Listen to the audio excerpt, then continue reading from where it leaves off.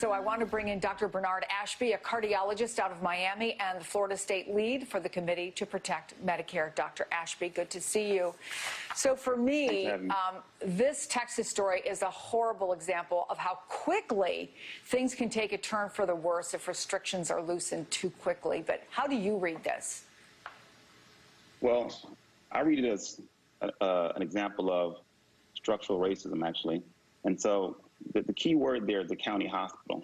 And the fact that we're talking about this in the U.S. in 2020 at a hospital is ridiculous.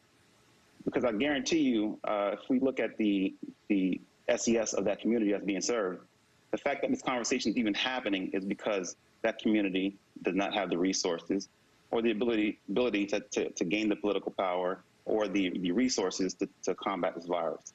And that's exactly what's going on there. And so there are plenty of other hospitals that can actually handle the capacity and take care of the excess in patient. So why are we not talking about that?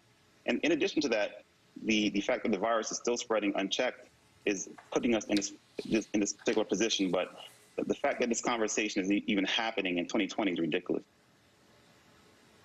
Yeah, it is a very low-income county. You are right about that. There is another awful story in the Washington Post I want to ask you about, Doctor. A 9-year-old girl in Putnam County, Florida, is the most recent and the youngest person to die of the coronavirus in the state, according to health officials there.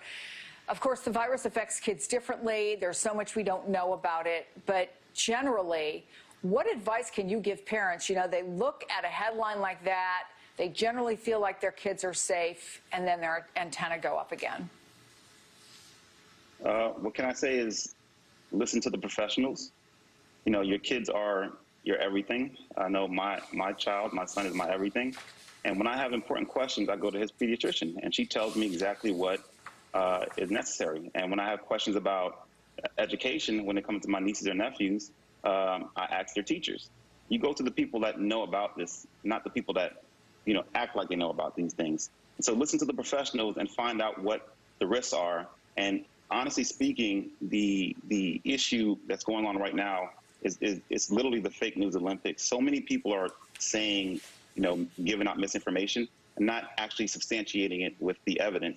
And so we have to listen to credible sources at the end of the day. And if you're a parent, again, talk to your pediatrician, talk to your teacher, talk to the people that know what they're talking about, not the people that, having a different agenda that's not aligned with the health and safety of your child. Yeah, the people who time and again have earned your trust.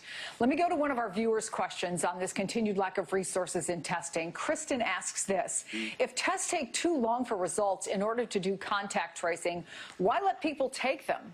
Evidently, tests are in short supply and are expensive. Shouldn't we save the tests for people who really need them, or for when we have rapid results so that they matter? It seems like we're in short supply of testing kits, so why waste them if the results are too slow? Dr. Ashby? So that was a great question. And again, the fact that we're having to ask that question is ridiculous, because our country has a capacity to ramp up our testing supply. The fact that tests are taking almost a week at a time to come back defeats the entire purpose. We cannot check the virus sometimes more. Yeah, exactly. But on average, people are waiting 5 days plus. And that's ridiculous. And the fact that, again, we're dealing with this is really a failure of leadership as far as I'm concerned, because we do have the technology, we do have the resources, meaning that we do have companies that produce rapid testing that can give us results within 30 minutes, actually.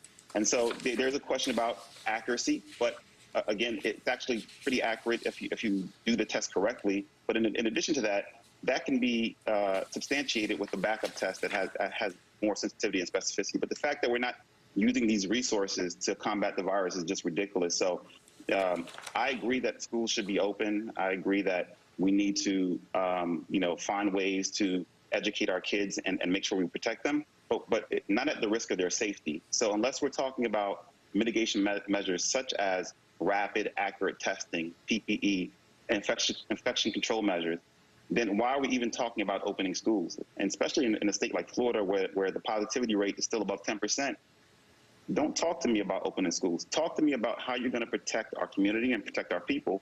Then we could talk about other things. But, you know, the sole conversation about schools is, to me, is just ridiculous. I mean, reopening schools is just Dr. ridiculous. Bernard It needs to be Ashby. more involved. Thank you. Thank you so much. It's great to see